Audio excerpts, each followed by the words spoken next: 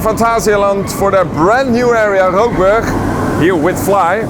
What is this area all about? And David has some history about the flying coaster.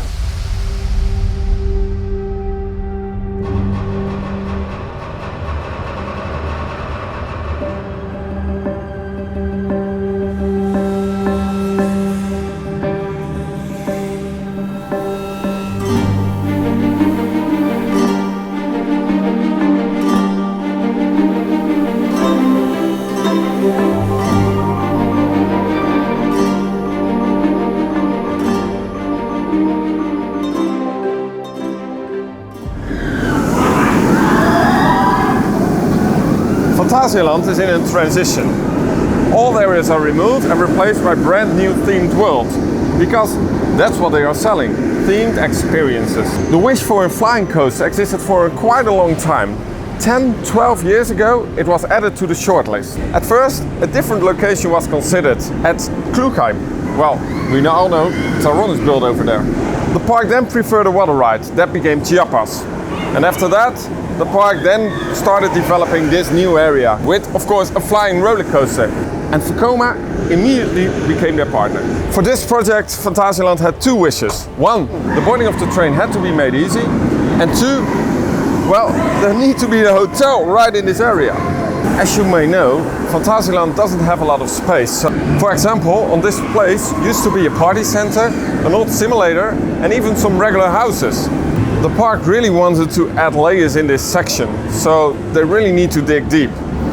And that was quite a challenge doing construction because, well, first of all, they had to need to make the station. After that, the lounge. And of course, doing construction, even the hotel had to fit in. It was a logistic nightmare and really a jigsaw puzzle to get this right in.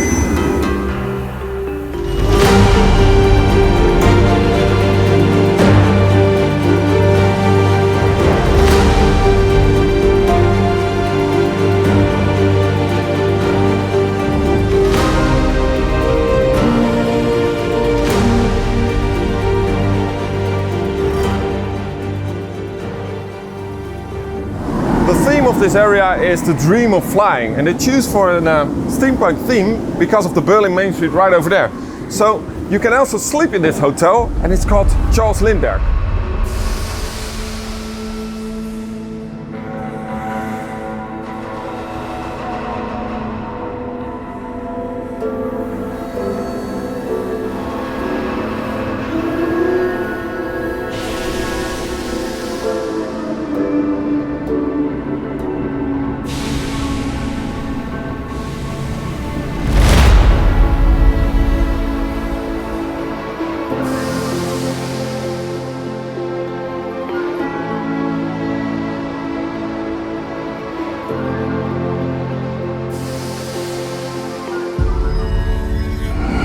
So we slept at this hotel, and I must say, it was quite an experience.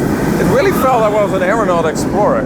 During your stay, you get a few perks, like free VIP entrance tickets for F.L.Y, and you got your own bar. The smart thing about this bar is that the people who wake up this morning will walk through the bar to the breakfast room, so everyone knows where the bar is later that evening. One more great fact about this bar is this wooden floor. They can remove the pool table and the wooden floor, and then you can see the transfer track of F.L.Y. Now, they can lift the trains through the floor, through the roof, they can remove it too, to the public road. And then they can remove the trains safely. So this is a great fact about designing an area like this.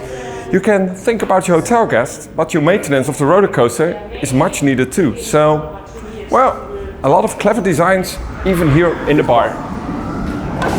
So, our opinion, I think it's pretty marvelous that you can build a hotel in between a roller coaster track. That's crazy engineering. And I must say, I'm so curious what Phantasialand is gonna build next.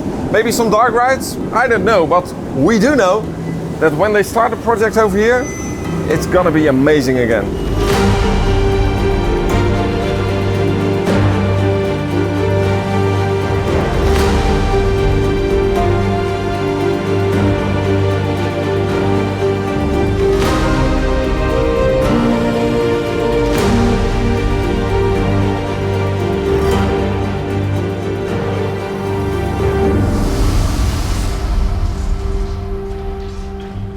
A flying coaster is quite intense. Why is that? And how do G-forces work on a flying coaster? David will tell you more. Back in 2000, Stealth opened in California's Great America. This was the first large flying coaster. It was built by our own Vekoma and was called the Flying Dutchman. If you look at F.L.Y, you may think it's similar to an inverted coaster, and there is truth in that. But the difference is in the G-forces. In a flying coaster, you will experience G-forces differently than in an inverted coaster. There are 3 types of G-forces: horizontal, vertical, and lateral. The difference between a flying coaster and an inverted coaster is that the vertical G-forces and the horizontal G-forces are reversed. This means that when you go through a looping in an inverted coaster, you'll experience a lot of vertical G-forces. But if you do the same looping with a flying coaster, you'll experience a lot of horizontal G-forces. This is the same feeling as braking vigorously in a car, for example. This has its constraints for the designers, as your body can resist vertical G-forces a lot better than horizontal G-forces. This is what makes a flying coaster model so special. It also allows for new elements. B&M, for example, has created the pretzel loop, which allows you to go headfirst down and back into a looping. What's unique about this coaster is that it features launches, and it's the first flying coaster to do so. And again, there is a difference between a normal coaster and a flying coaster, and it's in the G-forces. Because of the launch, you will experience in a normal coaster horizontal G-forces, but in a flying coaster, these are vertical G-forces. That is why the launch of F.L.Y doesn't feel so intense. Is that a problem? Not at all. This is an amazing collaboration between Vekoma and Phantasialand. It's a fantastic coaster on such a small footprint.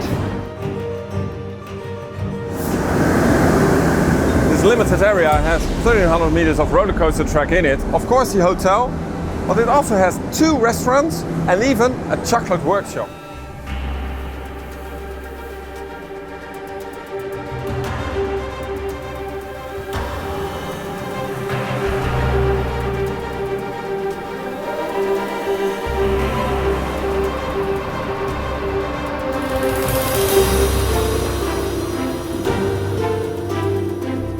What an amazing area. I really like it. And that concludes our tour here in Rookburgh, here in Phantasialand. If you like this video, please subscribe to Theme Park Science and follow us on Instagram. I hope to see you soon at our next English video. Bye bye!